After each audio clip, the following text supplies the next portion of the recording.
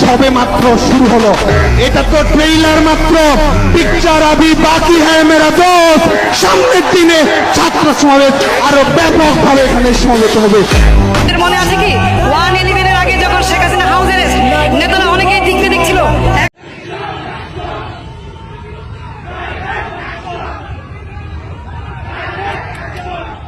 ছাত্ররা যখন আন্দোলন করলো 24 7 জুলাই, কই তখন তো তাদের গায়ে কোনো হাত দেওয়া হয়নি, কিচ্ছু করা হয়নি।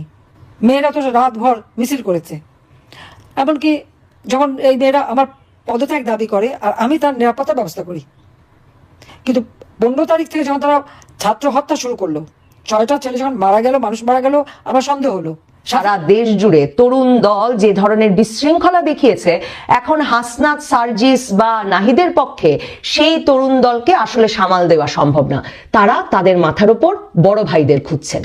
সম্মানিত দর্শক, সারা দেশে রণক্ষেত্র পরিণত হয়েছে। আওয়ামী লীগের নেতাকর্মীরা এবার ঢাকা রাজপথ যেন উত্তপ্ত সৃষ্টি করেছেন। এবার সমন্বয়ক এবং উপদেষ্টাদেরকে কঠিনভাবে পিটাচ্ছেন। দর্শক, সাবেক প্রধানমন্ত্রী শেখ হাসিনার এক বক্তব্যে আওয়ামী লীগ এবার রাজপথে নেমেই তাণ্ডব শুরু করে দিয়েছেন এবং রাজপথ তাদের দখলও নিয়েছেন। দর্শক, এই ভিডিওর মাধ্যমে আপনারা দেখতে পারবেন এবার ডক্টর ইউনূস মনে হয় আর ক্ষমতায় থাকতে পারবে না। আওয়ামী লীগের যে ভয়াবহ তাণ্ডব শুরু হয়েছে, এতে সাবেক প্রধানমন্ত্রী শেখ হাসিনা যে কোনো মুহূর্তে বাংলাদেশে ঢুকে পড়বেন। দর্শক, এই ভিডিওতে আজকে আপনারা বিস্তারিত তথ্য দেখতে পারবেন যে ঢাকা রাজপথে আওয়ামী লীগে কিরকম পাওয়ার দেখাচ্ছেন। দর্শক, চলুন এই ভিডিওতে আমরা বিস্তারিত দেখে আসি। খুবই গুরুত্বপূর্ণ ভিডিওটি, তাই না টেনে সম্পূর্ণ ভিডিওটি দেখবেন। চ্যানেলে নতুন হয়ে থাকলে সাবস্ক্রাইব করে রাখবেন। পরবর্তী ভিডিওর জন্য লাইক করে দেখতে দেখুন সম্পূর্ণ ভিডিওটি।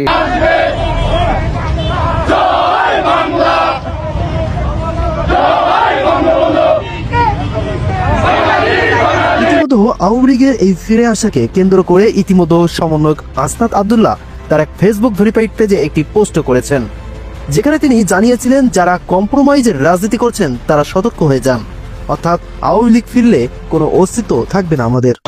আমাদেরকে বলা হয় ফাঁসি পর্যন্ত আমাদেরকে অপেক্ষা করা লাগবে না, তার আগেই আমাদেরকে শেষ করে দেওয়া হবে।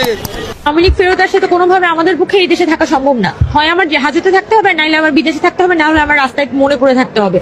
তবে এ ধরনের কোনো পোস্ট বা যতই নিষিদ্ধ করা হোক ছাত্রলীগকে কোনোভাবেই যেন দমিয়ে রাখা সম্ভব নয়। দেশের বিভিন্ন প্রান্ত থেকে একে একে বড় আকার ধারণ করছে এই আওয়ামী লীগ সমাবেশ। বিষয়টি নিয়ে গভীর মনোযোগ সহকারে উপস্থাপন করেছেন ছাত্রলীগের সভাপতি সাদ্দাম হোসেন। তিনি জানিয়েছেন, এটি আমাদের অস্তিত্বের লড়াই, তাই আমাদেরকে টিকে থাকতে হবে। সমস্ত কারাগার যদি ছাত্রলীগের নেতাকর্মীদের দিয়ে ভর্তিও হয়ে যায়, তারপরও গণতন্ত্রের দাবিতে, মুক্তিযুদ্ধের অঙ্গীকার বাস্তবায়নের দাবিতে বাংলাদেশ ছাত্রলীগের লড়াই কখনো থেমে যাবে না।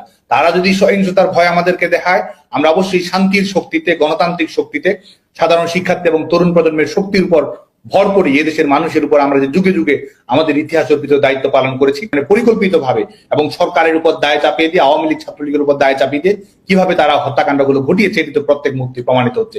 যাদেরকে শহীদ বানিয়েছে তারা, সেই শহীদগুলো আজকে অনেকেই ফিরে আসছে। আজকে বারান্দায়, ছাদে যারা ছোট ছোট বাচ্চারা ছিল, মিছিল তারা করছে কোটা সংস্কার আন্দোলনের দাবিতে, সেখানে পুলিশ উপস্থিত নেই, আওয়ামী লীগ ছাত্রলীগের নেতাকর্মীরা কেউ উপস্থিত নেই, সেখানে একজন গুলিবিদ্ধ হয়ে মারা যাচ্ছে। তো এই বিষয়গুলো এবং শেখ হাসিনা সরকার সেটি নিরপেক্ষ বিচার বিভাগ তদন্ত গঠন করেছিল, জাতিসংঘকে তদন্ত করার আহ্বান জানিয়েছিল।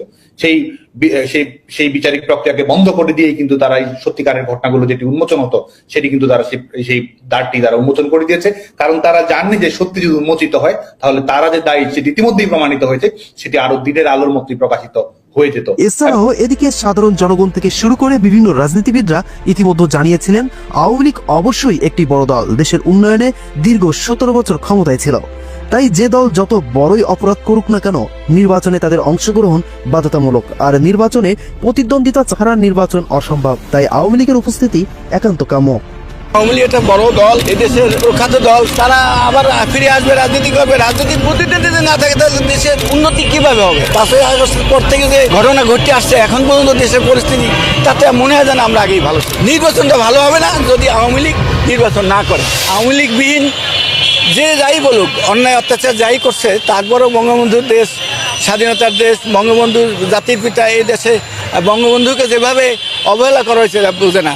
আমরা তো বঙ্গবন্ধুর ইতিহাস, বঙ্গবন্ধু দেখছি, স্বাধীনতা দেখছি, মুক্তিযুদ্ধ দেখছি। সেই বঙ্গবন্ধুর ত্যাগ, সেই ত্যাগকে যেভাবে আজকের এই তরুণ ছেলেরা যেভাবে অবহেলা করলো, এটা দুঃখজনক। এটা হয় না, এটা হওয়া উচিত ছিল না। যাই হোক, তারপরও দেশটা ভালো একটা অবস্থানে আসুক, এটা আমরা চাই। হ্যাঁ, মানুষ সুখে থাকুক, শান্তিতে থাকুক, এটা চাই। কিন্তু এই যে বৈষম্যবিরোধী আন্দোলনে যেটা আমরা প্রত্যাশা করছিলাম সেরকম আমরা কিছু দেখতেছি না। কারণ বৈষম্য বলতে কি? বৈষম্য বলতে যে অনিয়মটা, যেমন এখন এই যে ধরেন বিএনপি যারা বিভিন্ন সময় তারা যারা আওয়ামী লীগ মানে মামলা ক্ষমতা দিয়ে জেলে রাখছে, তাদের বিচার তারা পাইছে, তারা কোর্টে গিয়ে বিচার নিতে পারছে। কিন্তু এরা আওয়ামী লীগের লোকজন তো বিচার নিতে পারতেছে না, কোর্টের মধ্যে পিটায়, উকিলেরও পিটায়, আসামিরও পিটায়। তাদের তো বিচার পাওয়ার অধিকার আছে। হ্যাঁ, তো যাই হোক, তো কী হয় দেশের অবস্থা জানি না। আল্লাহ তাআলা আমাদের দেশের মানুষ দেশটাকে সুন্দরভাবে দেশটা আগাই যাক, এর আমরা প্রত্যাশা করি।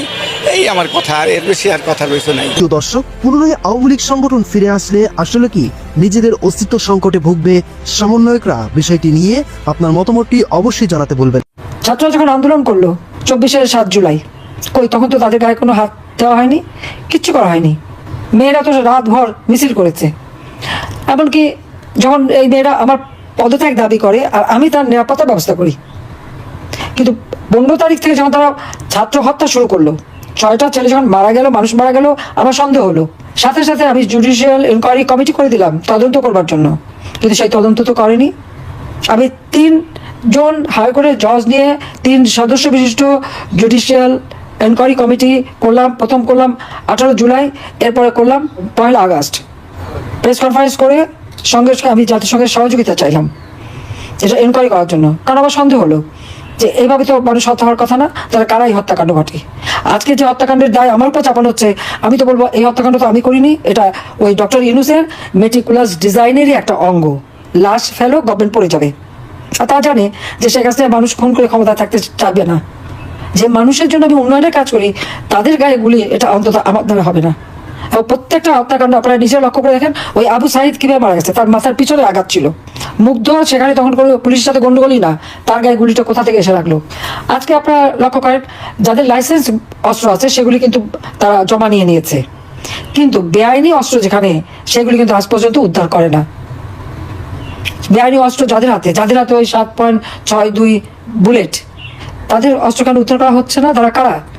তারা ওই ইউনূসেরই বাহিনী, ওই সমন্বয়ক এবং যত জঙ্গি সন্ত্রাসী, যাদেরকে আমরা সন্ত্রাসী বলে গ্রেপ্তার করেছি, জঙ্গিদের গ্রেপ্তার করেছি, বিডিআর যারা হত্যা করেছে, 21শে আগস্ট গ্রেনেড হামলা, সেই হলি আর্টিজানের যারা, এবং অন্যান্য যে সমস্ত জঙ্গি সংগঠনগুলি পৃথিবীর বিভিন্ন দেশ যাদেরকে নিষিদ্ধ ঘোষণা করেছে, আমরা তাদেরকে যে বিচার করেছি, শাস্তি দিয়েছি।